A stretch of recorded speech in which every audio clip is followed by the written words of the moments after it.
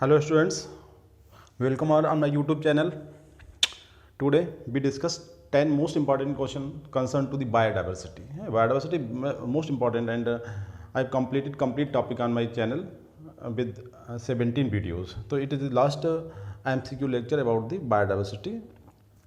तो गाइस देखते हैं क्वेश्चन नंबर फर्स्ट से स्टार्ट करते हैं कि विच of the following represent a maximum number of species among the global plant diversity. मतलब प्लांट का जो नंबर्स है, जो वेराइटीज़ है ऑन दिस प्लेनेट अर्थ पे, उसमें सबसे ज़्यादा किस प्लांट ग्रुप के मेंबर्स पाए जाते हैं, ये कहना चाह रहा है क्वेश्चन। तो fungi, algae, mosses and lichen. तो आपने देखा होगा जो फंजाई है एक क्लोरोफिलस प्लांट्स होते हैं और ये नॉर्मली हायर प्लांट्स की रूट्स के साथ जैसे जिम्नोस्पर्म्स एंड एंजियोस्पर्म की रूट के साथ माइकोराइजा बनाते हैं और एल्गी के साथ लाइकिन बनाते हैं। बिकॉज क्लोरोफिल नहीं होता है तो इन्हें फूड मटेरियल किसी दूसरे से लेना होता है। हेटेरोट्रॉपिक प्लांट्स हैं और mostly multi cellular but a few like yeast and other are unicellular.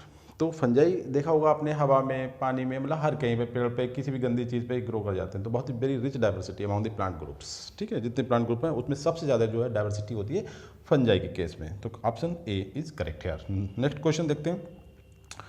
Which are the following represent a maximum number of species amount the global vertebrate diversity. देखिए same question है, तीन बड़े अपने आप में unique कि वर्टिब्रेट जो हमारे 5 ग्रुप होते हैं, शुरू होता है फिशिज में, मछली आती है, फिशेज आती हैं, उसके बाद आपका आता है एम्फीबिया, फ्रॉग का, उसके बाद रेप्टाइल्स जिसमें स्नैक वगैरह आते हैं, और उसके बाद एबीज में हमारे जो बर्ड्स होते हैं जैसे पिजन वगैरह, और उसके बाद आता है मैमल, सबसे सर्वोत्त मतलब डेवलप जो हमारे एनिमल्स हैं लाइक ह्यूमन बींग्स, वो इसमें आते हैं मैमल्स।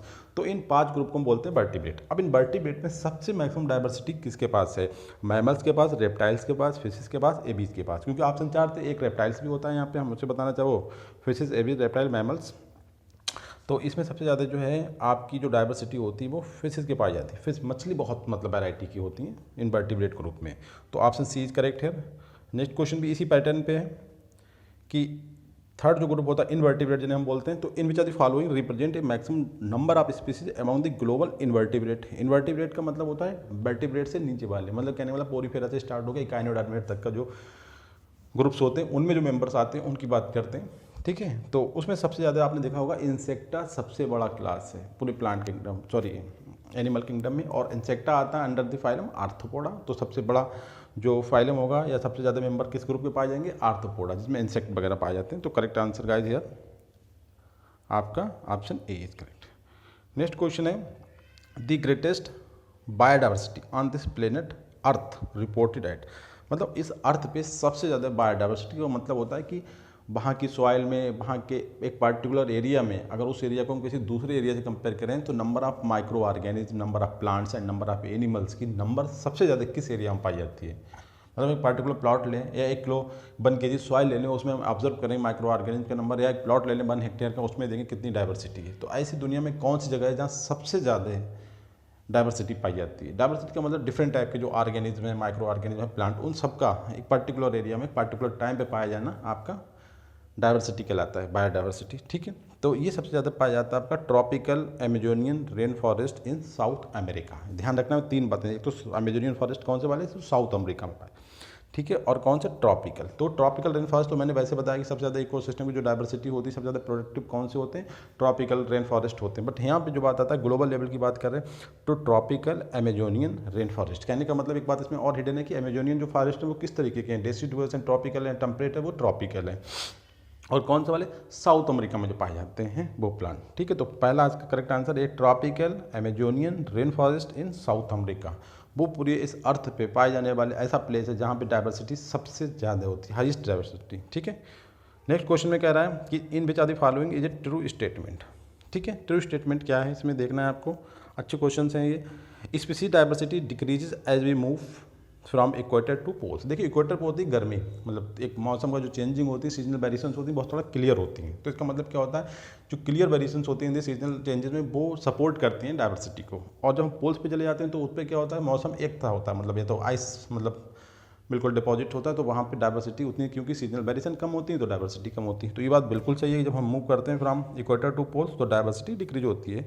सेकंड पॉइंट में कहता है with very few exception, tropics वाला जो एरिया होता है कुछ जगह को छोड़ के, tropics harbour more species than temperate and polar, मतलब ट्रॉपिकल वाले जो एरिया होते हैं उनमें जो स्पीसीज़ का नंबर होता है, मतलब डाइवर्सिटी जो होती है ट्रॉपिकल, टेम्परेट एंड पोलर से ज़्यादा होती है। बिल्कुल करेक्ट स्टेटमेंट है।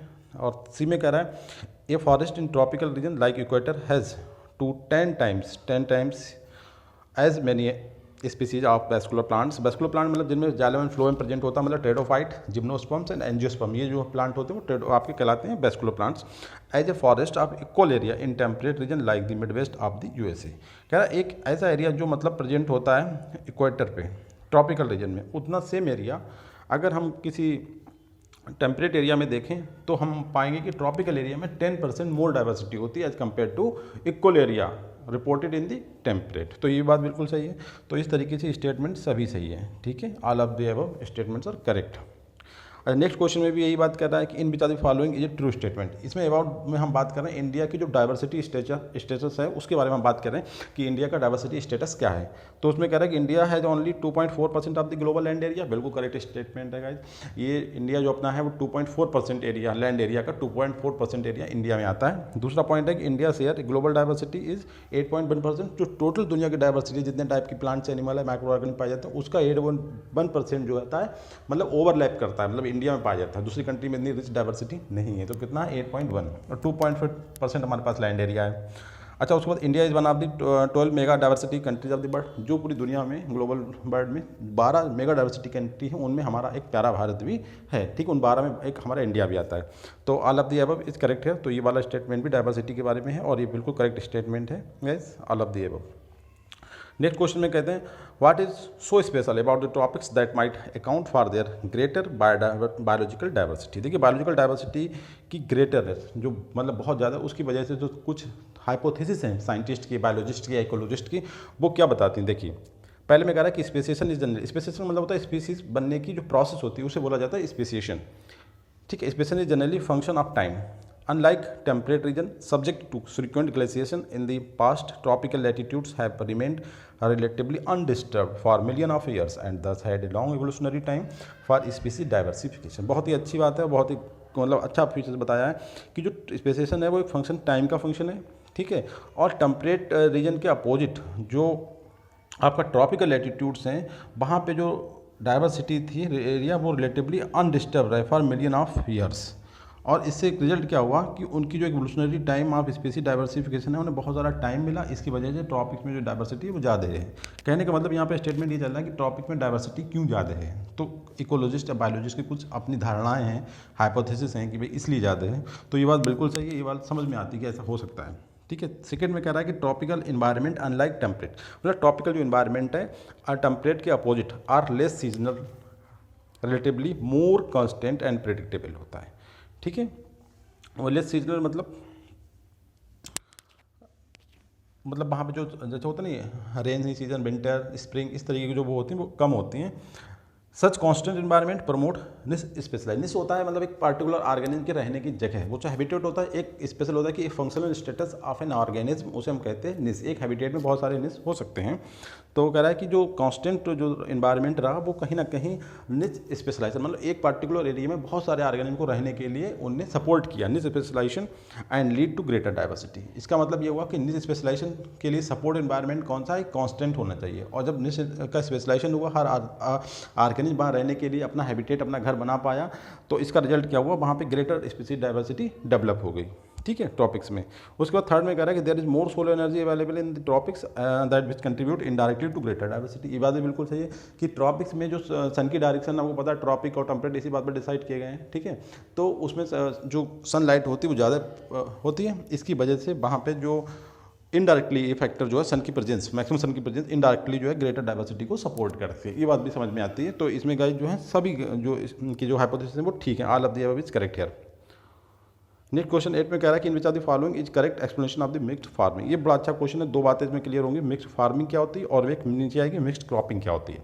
तो इसमें देखते हैं कि मिक्स्ड जो फार्मिंग है तो उसमें क्या होता है कि cultivation of crops and livestock on the same farm, ठीक है, पहला स्टेटमेंट।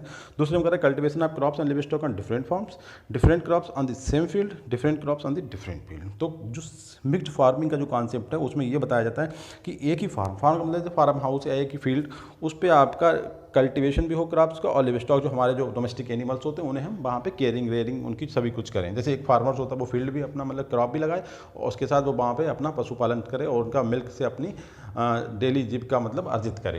तो उस चीज़ के बारे में बात करा जाता है तो उसे कहते हैं मिक्स्ड फार्मिंग। बहुत ही अच्छी एक प्रोसेस होती है, बहुत ही अच्छी अप्रोच है किसानों के लिए, मगर आजकल ये बहुत रेयर हो गई है। ठीक है, इसलिए कि जो इंडियन फार्मर्स हैं वो परेशान है, क्योंकि वो कल्टीवेशन ऑफ क्रॉप्स तो करते हैं मगर लिव स्टॉक्स का वो नहीं करते हैं। तो करेक्ट यहाँ पे जो आंसर है वो है cultivation of crops and livestock on the same farm. ये होता है मिक्स्ड फार्मिंग। अब देखिए मिक्स्ड क्रॉपिंग क्या होती है। different crops on the same field, different crops on the different field, cultivation of crops on same field, cultivation of crops and livestock on the different farm. तो mix cropping का मतलब होता है, जैसे आपने देखा होगा आज के टाइम में जो शुगर केन हमारा फील्ड में लगा है इनकी कटाई हो रही है और इसके बाद बहुत जल्दी से हम लोग वीट की सोइंग कर देंगे। तो सोइंग वीट के साथ सोइंग करेंगे तो आप देखेंगे कि उन्होंने कुछ उसमें सरसों मतलब ब्रिस्का होती है, ठीक है, उसे भी ऐड कर देते हैं सरसों के साथ, वीट के साथ सरसों को ऐड कर देते हैं और कुछ कभी कभी तो तीसरी क्रॉप भी ऐड कर देते हैं। तो ये कहते हैं कि अब फील्ड एक ही होता है मगर क्रॉप्स बढ़ जाती हैं। तो ये होता है different crops on the same field, ये ध्यान रखना है। मिक्स्ड क्रॉपिंग है, ठीक है, वो फार्मिंग था। लास्ट क्वेश्चन इस सीरीज का है कि is the name of family of the plant known as khus. आपने सुना होगा खसखस एक प्लांट होता है, बहुत ही ज़्यादा मतलब डेली यूज में आता है खसखस का। कुछ अच्छा जो हम आइटम बनाते हैं घर पे तो उसमें खसखस पड़ती है, जिससे जो आइटम बनता है बहुत ज़्यादा मतलब सॉफ्ट होता है। ठीक है, तो खसखस का बॉटनिकल नेम बहुत इंपॉर्टेंट क्वेश्चन, कई सारे एग्जाम्स में ये क्वेश्चन पूछा हुआ है। तो इसमें Citrus reticulata, Salvia indica, Marsilea aquaticens and Vetiveria zizanioides. तो गाइस खसखस का जो नाम है बॉटनिकल वो वेटिवेरा जिजिनोइड्स है और ये बहुत ही एक डोमेस्टिक यूज होने वाला प्रोडक्ट है। और सिट्रस रेटिकुलेटा जो तो हमारे संतरे का नाम होता है, ठीक है। और सेल्विया इंडिका एक फैमिली होती है, ठीक है, लेमेसी उसका मेंबर है और इसमें भी एक ऐसे करेक्टर्स होते हैं जैसे कि LSD मतलब खा लो तो भ्रम हो जाए, मतलब नशे में हम आ जाए। और मार्सिलिया एक्वाटिकेंस एक आपका ये प्लांट है जो कि किस कैटेगरी का है, ट्रेडोफाइट्स का। और इसमें क्या होता है कि मार्सिलिया, ठीक है, तो ये एक्वाटिकस इसकी एक वो स्पीसीज है जो वाटर में पाई जाती है। बट हमारे यहाँ पर रेफरेंस जो खस से, खस का मतलब होता है वेटिवेरा जिजिनोइड्स, इट्स बॉटनिकल नेम प्लीज़। ठीक है गाइज, इसके साथ ही जो है आप इन क्वेश्चन को देखें और मेरे चैनल को subscribe, like and share. Thank you very much.